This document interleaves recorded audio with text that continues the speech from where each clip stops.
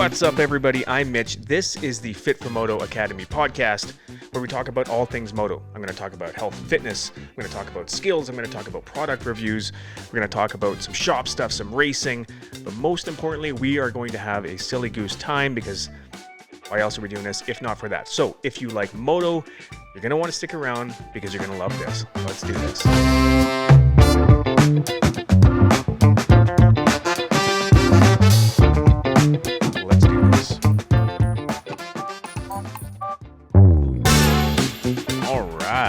Here we are, episode number 1. Now, full disclosure, this is actually take 2 of episode 1 because I just kind of started fumbling my words and sounded like a bit of an idiot. So I'm trying this again. Here's the thing, man. This whole podcast thing is a lot different from the way I normally do them, just with like video. The videos are way more structured. The podcast is just kind of loosey-goosey, and you gotta kind of learn to roll with it. So it's a little different for me for sure, but we're gonna work through it. And we're going to have a silly goose time doing it, because that's why I wanted to do this podcast in the first place. Just want to have a good time with it. So here's the thing. Episode 1, I really kind of debated on what I wanted episode 1 to be about, but I just figured, like everything I do, I'm going to jump in head first. I don't know if that's smart. That's the way I do things. Anyways, and just get going. I just want to hit the ground running with this thing, and I'll figure it out as I go. So episode number 1 is going to be something that I call Oopsie Daisy. Now, what is an Oopsie Daisy? Here's the thing. Whether I see the videos on Instagram or people send them to me on Instagram, there's all these dirt bike fails and that kind of thing. And I think that there's something to be learned from some of these, depending on the angle and that kind of thing.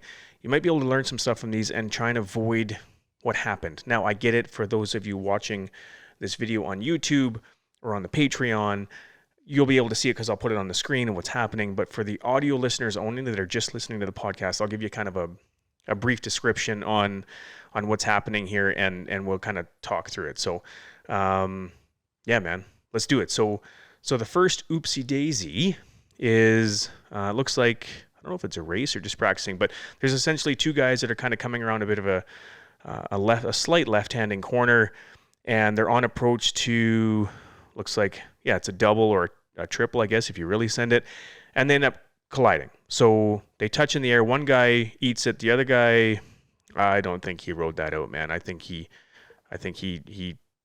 pile drived it right after this little video ends here. But in any case, so they collide. Now, whoopsie daisy. What happened here? How do I think this could be avoided? First of all, I think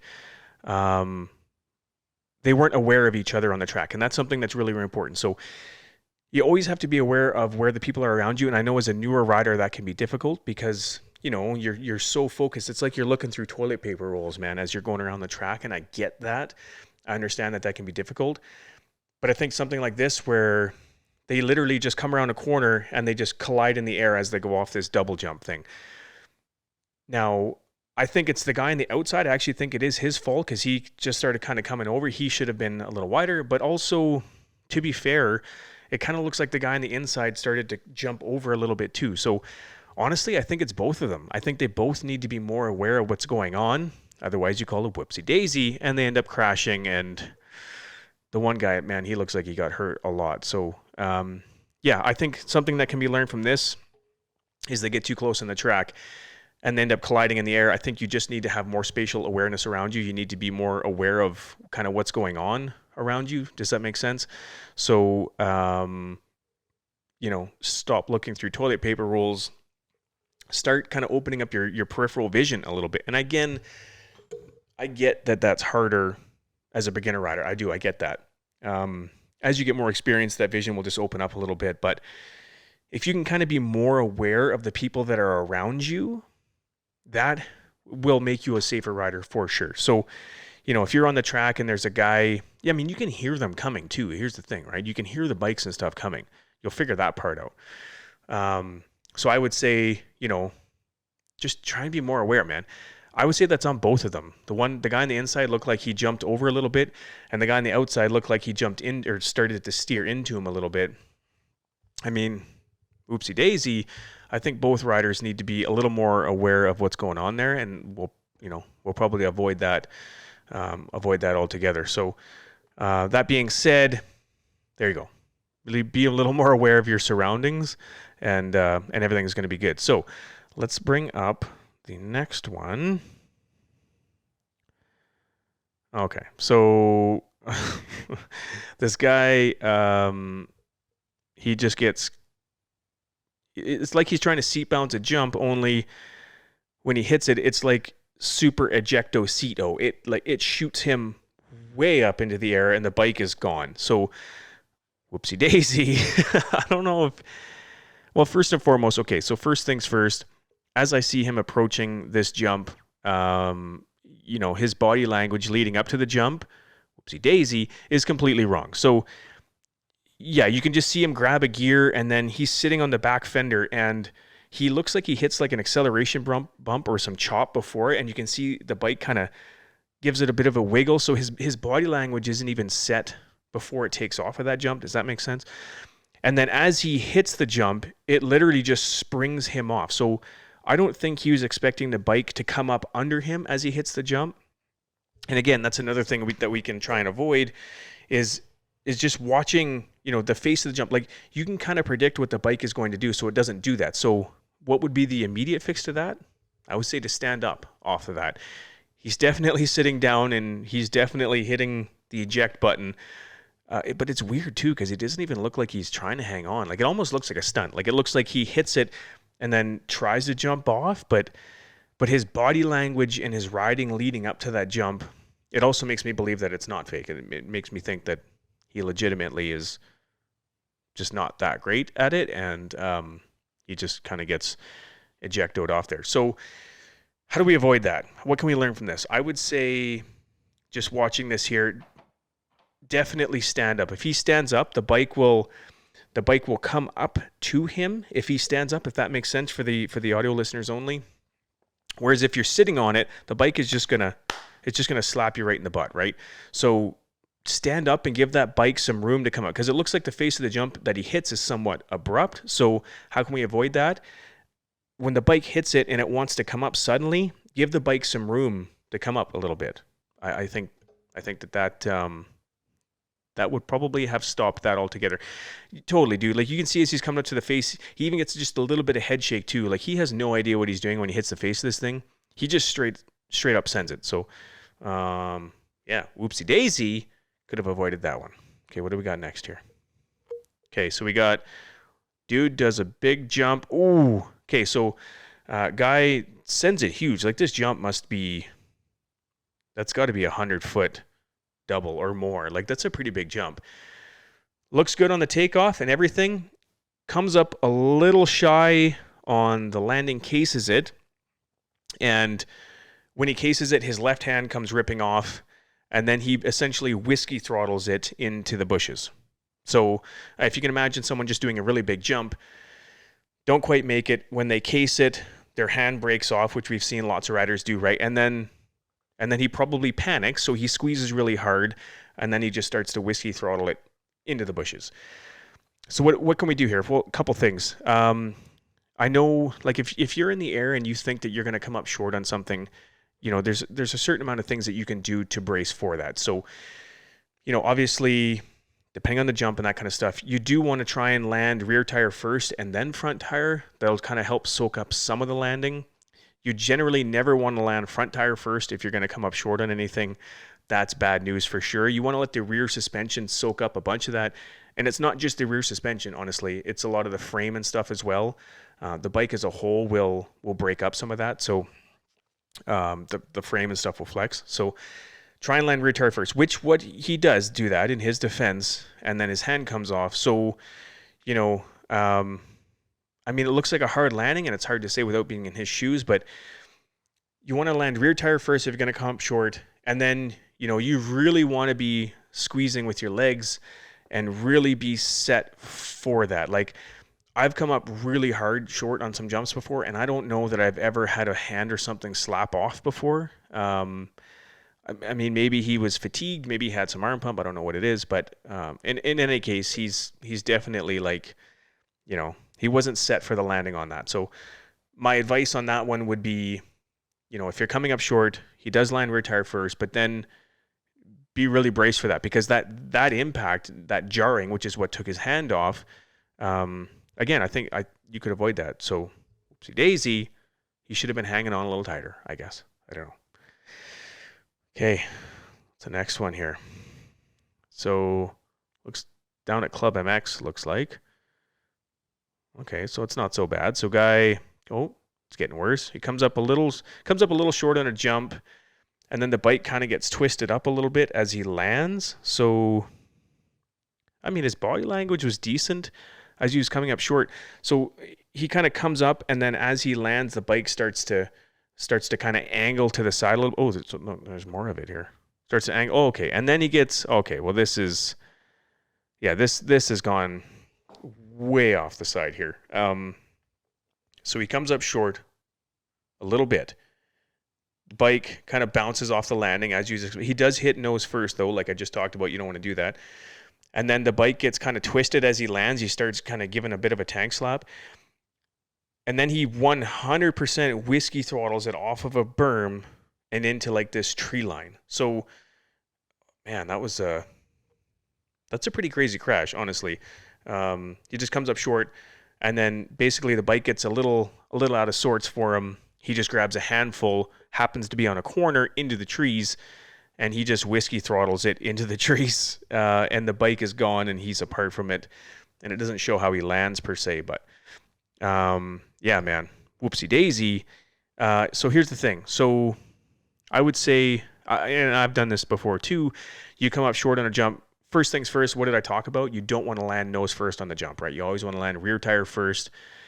It's going to have a bit of a slap. Like if you're coming up kind of, on a, let's say a double jump, or just you're landing on something that's not a tabletop, right? So not a flat surface. If you're landing on any sort of mound, whether that be a double, triple, whatever, you really want to make sure that, like I said, your front tire doesn't hit first, because what happens is exactly what happened here. His front tire hit down, and it starts to buckle the bike a little bit. And as the bike rebounds, that's what happens. Now, there's two parts to this for me. He comes in nose first, bike starts to buckle, and then he doesn't get it under control, okay? So if you land rear tire first, like I keep talking about, you're going to avoid the bike buckling like that. It will bounce off, and when you land, you're probably going to be landing at speed still. So when you have that impact, you'll have the initial impact, you'll bounce off. When you land, depending on what's ahead of you, maybe it's just a straightaway and you're fine. Maybe it's a corner into the trees and you're not so fine. But in any case, you're going to have to get on the brakes, possibly, unless it's a straightaway or something, and kind of recorrect what you've done there. But the other part to this too is that, so he hits front tire first, the bike starts to buckle. He's so out of sorts, though, that he just grabs a complete handful and lets it rip off. So here's the other part to that is, if you do hit nose first and the bike does start to buckle kind of on you, and it kind of goes to the side, and the handlebars start to get all cockeyed on you and start to twist like that, you need to have the presence of mind to know that if the bike's starting to do that, it's easy to just grab a handful and whiskey throttle your way out of this thing. So I guess what I'm saying is that if you are going to hit nose first, be aware that, you may just have to slide the bike down onto its side or something like that.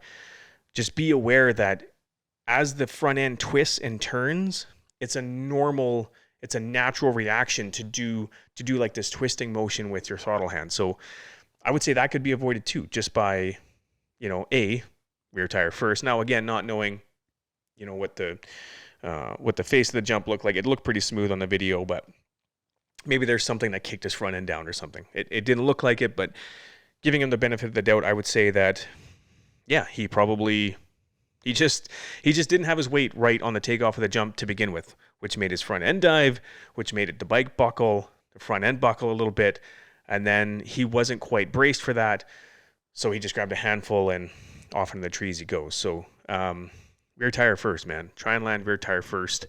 It's going to help you out big time. So let's keep going. Let's find another one. What do you got here? Okay, so Glenn Helen coming down a hill at Glen Helen. Okay, so for the people that are just doing audio only, the super steep hill at Glen Helen, if you don't know what I'm talking about, Glen Helen track in SoCal has these crazy steep hills. I've ridden on them. They are intimidating as shit to ride on. So this guy, I don't know, he kind of crashes. Oh, okay. So he comes off the top. The bike kind of slips out from him, and he basically slides down the first bit of the hill. The problem is people coming off the top of the hill. It's really a kind of a blind jump off the top of this hill because it's so steep. So they're coming down. He's kind of right in the way. He's okay. The problem is a dude comes down the hill, can't avoid him because it's too late, and basically launches off of him and his bike going down the hill. And then this dude endos hard, and his bike tumbles all the way down the hill. Like, his bike is destroyed. There's no way that guy didn't wreck every part on his bike. There's no way. He's going to have subframe. He's going to have, his suspension's going to be screwed. Dude, it is carnage. So, Whoopsie Daisy, how do we avoid this? I mean, this one's a bit of a tricky one. That dude wasn't really doing anything wrong because, like I said, it's kind of a blind jump. So, I mean, you come off the top of that thinking it's all good. And in his defense, when he hit the guy, he did, like, his front end didn't just hit him and then he endoed. He actually launched off him. So you could see he gets his weight back a little bit and almost kind of uses this other dude's bike as like a ramp and hits it. The problem is that it's too abrupt for the rear suspension to handle properly, so he gets kicked off the bars in the air, and then the bike does the endoing thing down the hill. So, man, I mean, that's a tough one. I would like to say Whoopsie Daisy, but honestly, I don't know that guy can avoid it. I think it's like, because there's riders going around the dude, so, I mean, man, he just sent it off the hill. I guess maybe you could say, you know, the riders ahead of you are checking up, so maybe realize that they're checking up, and instead of maybe thinking, hey, I'm going to send it down this hill, I'm going to try and get a pass on them, maybe you check up a little bit, and because they're checking up, and you kind of use your sense about you that way, right? So it's the same thing. If I'm coming around a big jump at the track and, you know, there's some people slowing up, there's a reason that they're slowing up, unless they're just, you know, slower riders. That's a completely different thing than what I'm talking about. But, you know, if you're coming up to a section and there's a reason that people are slowing up. So, I mean, I guess if anything, he could have, I mean, it's tough to say just watching this video, but maybe he could have just, you know, been looking a little further ahead and noticed what was going on, because the riders around him checked up and had no problem avoiding this. So, you know, maybe he was looking through the toilet paper rolls and he needs to expand his vision a little bit, and then Whoopsie Daisy wouldn't have happened. He wouldn't have probably broken something in his body, and his bike is 100% a piece of shit now. That thing is going to need all kinds of problems, or all kinds of help for its problems. Like, that thing is completely totaled. So, Whoopsie Daisy, on to the next one. Okay, what do we got here? So, what is this about? So, it's just the start of a dirt bike race, but there's a guy that's only using one hand. Like, he's not using his clutch hand. I don't know if. Oh, okay. So the description: the kid on it's a Kawasaki. The kid on the Kawasaki lost his arm in a car accident 2 months ago, dude. And he raced again last weekend. Holy shit. Loses his arm 2 months prior and then goes racing one-armed. There's no Whoopsie Daisy there. That's just, that is just straight up respect. That is crazy. Holy. I can't imagine that. Like, I can't imagine, you know, that's insane to me. I mean, motocross is important enough for me that I'd probably try and find something else to do too, but still, like, that's intense, man. 2 months later, you lose your arm, and 2 months later, you're out racing again, not just riding, racing. Like, he's on the starting line, and he's got his throttle hand on, and there's nothing on the clutch side. He's just, that is hardcore. Okay, we're going to get back to it. So the next one is another ejectocito, man. This one, I don't really understand what's happening. So guy looks like he's entering kind of a high-speed section, hits like a roller, and then just as soon as he hits the roller, he bounces off the bike and there's a big pileup. I would say, just from watching this, he doesn't have his weight far enough back, and you know, so here's the thing. So he comes into, if you think of like a longer roller section, he tries to bounce off of one of the rollers, I think, and try and kind of double up these rollers, if that makes any sense to the people listening. So two things here. One, he's not preloading the suspension, whoopsie daisy, that he should be preloading it. Like he's trying to just kind of use it like literally like a spring. Like he's pushing down on it, on the face of it, and expecting it to kind of spring him over this next roller or whatever this thing is that he's trying to hit. The problem is that two things here. He doesn't have his weight far enough back to actually preload the suspension on it. I think if he had his weight far enough back, he could kind of manual, like a BMX rider does, kind of manual into that, then sit down and try and seat bounce off of that roller into the next section. I think that would probably have saved him here. And then, so one, weight's not far enough back. And then for two, even then, like, even with his weight far enough back like that, you really shouldn't be able to just eject off the bike like that. To me, you're not squeezing the bike. You're not prepared for how that bike is going to react, if that makes any sense. So he hits this thing, the suspension rebounds, and I think he's expecting it to come up a lot higher than it does because he doesn't know how to properly preload the suspension. So he kind of, in effect, jumps off the bike thinking that the bike is going to come up further to meet him, if that makes any sense. So, even with his weight where it was, he still should have been able to ride that out pretty easily. I don't understand why he hit the eject button there. Like I said, I suspect it's because, whoopsie daisy, he didn't know how to preload it. He was expecting the bike to kind of spring and really kind of hit him come up a little higher into the air, and it didn't happen. And that was it. And that was ejectocito once again. So takeaways from this, preloading your suspension is a bit of an advanced technique, but here's the thing. On a roller section like that, get your weight back and you want to preload off the rear. So it kind of looks like he's trying to preload off the front too. Like he's kind of driving his forks into the face of it a little bit. Literally, if you think of like holding a spring down and then letting the spring go and picture it like bouncing off the table. Like if you've ever done this with like a pen, right? Like a clicky pen, click, click, click. If you push it down on a tabletop and let it go, the pen jumps off the tabletop. Do you know what I'm talking about? It kind of looks like that's what he's expecting the bike to do on this obstacle. Obviously, that's not how it works. So with that in mind, I think he's expecting the bike to come up under him, and it didn't.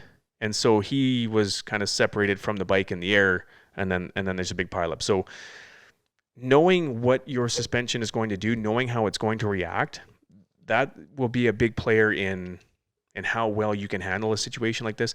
Like I said, if that's me, even if my weight's not back, and even if I'm not preloading off that the way that he did, or even if I am preloading, I'm going to anticipate what the bike is going to do underneath me so that I don't get away from the bike in the air.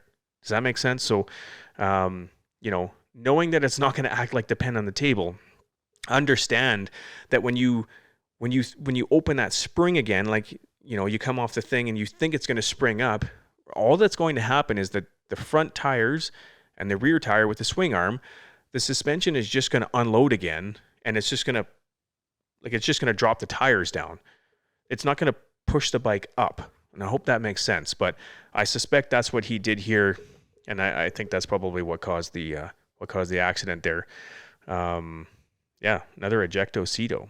I like these, man. These are really cool because this is just stuff that, holy, there's some serious looking ones coming. This is just some stuff that, honestly, I think a lot of people kind of run into. You don't know what you don't know. So I like going through these, man, and kind of playing them out a little bit. I get that I wasn't there. I didn't feel the dirt. I didn't know what the bike was doing at the time. Maybe it bogged, all these things. But I do think that we can learn from these things. So I dig it, man. Let's grab another one here. So what's this? So this guy's got like an adventure bike, like like a big adventure bike, you know what I mean? Like man, I don't even know what they're called. Like BMW makes them. I think Triumph is going to make some of them now. I can't remember, but anyways, this guy, first of all, no helmet on. Yes, dumb. Okay, so another ejectocito. Oh boy, only a whole lot less. Okay, so this guy's on this adventure bike. He hits literally a mound of dirt and it looks like in the gravel pit or something like that. And if you picture hitting anything on a bicycle or a motorbike, and it's a very abrupt face, you know what happens, right? If you don't have your weight far enough back, it just endos on you. And it springs you off the seat. That's exactly what happens to this guy here. Only, like I said, he's not wearing any equipment. He's wearing summer shoes, no helmet, and the bike comes down on top of him. For sure it does. So he's trying to jump this thing. It doesn't, obviously, I mean, this guy's not even really a moto rider, but I would say, once again, doesn't have his weight far enough back. And I think that, something that we can pull from this as moto riders is take any obstacle on the track. A lot of times, not all faces of any obstacles are created equal, right? Some of them are way steeper, some of them are way more mellow. And so for the steeper ones, for sure, you want to make sure that you have your weight ready to receive the back end of that bike. So as you hit it, you know that it's going to make the back end come up a little bit, right? So what you do is you get your weight further back on the bike in anticipation of that. Now, the back seat or the back fender might come up and hit your butt, and that's totally fine because that's going to stop the bike a little bit and help level the bike out a bit. So if you're out at your track and you do find that your front end's diving a little bit on some of the obstacles, just get your weight a little further back and it will stop doing that. I mean, that's all I can say about this guy. He clearly has no idea how to jump anything. Much less not wearing any protective equipment whatsoever. So, that's on him. But yeah, man, you can apply that to a lot of obstacles, big jump, small jump, anything. Making sure your weight is where it needs to be on the track, super, super important. So, let's do one more, man. Okay. Now I'm looking at the thumbnail of this thing and this guy's way up in the air. And if you picture like a guy getting bucked off a bull, like the back end of the bull is up in the air and its legs are flailing around. And then the bull rider like has his arms up in the air and he's going for a ride. That's what the thumbnail on this thing is. So let's bring it up. Okay. So dude is flying through the desert, hits a jump. Okay. Holy shit. Okay.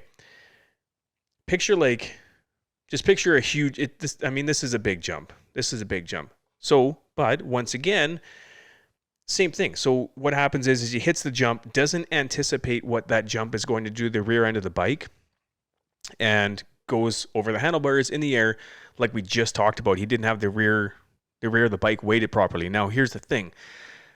I bet you I know what happens on this. I bet you he hit that jump a couple times at a decent speed, right? And figured he knew what the suspension was going to do when he's like, I'm gonna send it on this one. I'm gonna try and take a full run at this thing. Because what happens, you can see it in the video, the bike compresses on the face of this thing so hard, and the back end kicks as he kind of takes off the face, and it's such a big jump that he just has, like, he literally just endos in the air and then goes flying down a hill.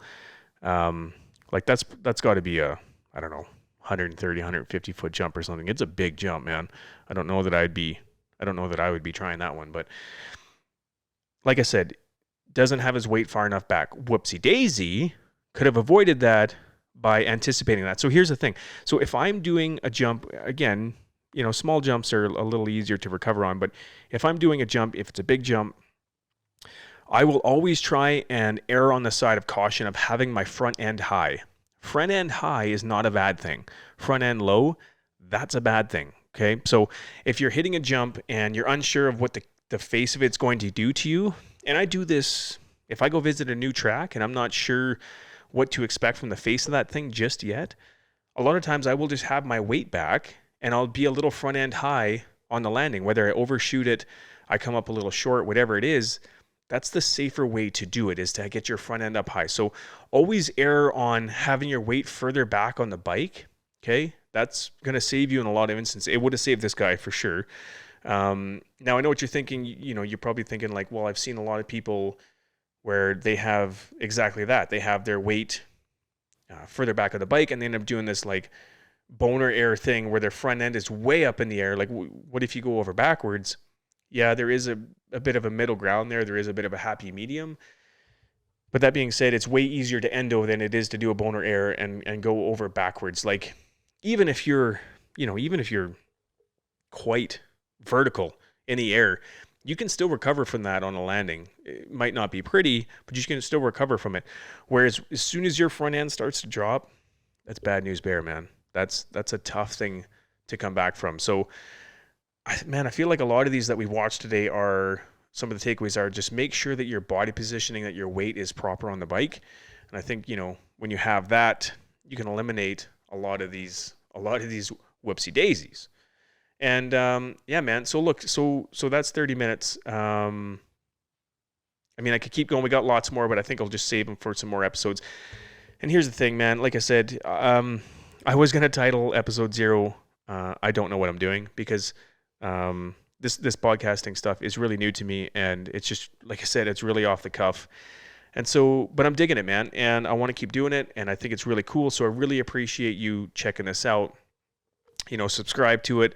Hit the website, Fit4Moto.com. It's Fit4Moto.com, Fit4Moto.com. We got merch on there, man. We got the Patreon stuff. Like, we're doing a whole new thing here, man. So, we'll have new schools. We'll have lots of videos as it relates to coaching and lessons and all that kind of stuff. Like, just everything moto related, dude. It's all going to be in there, and I'm really stoked about it. So stay tuned for another episode of the Fit4Moto Academy podcast, where we're going to talk about more whoopsie daisies, but also we're going to have some guests on. We're going to talk shop about some races and stuff like that. And yeah, man, we're going to keep this thing rolling. I can't wait to get better at this. This is the first one I've ever done. So cheers, man. And let's do this thing, and we'll see you guys in the next episode.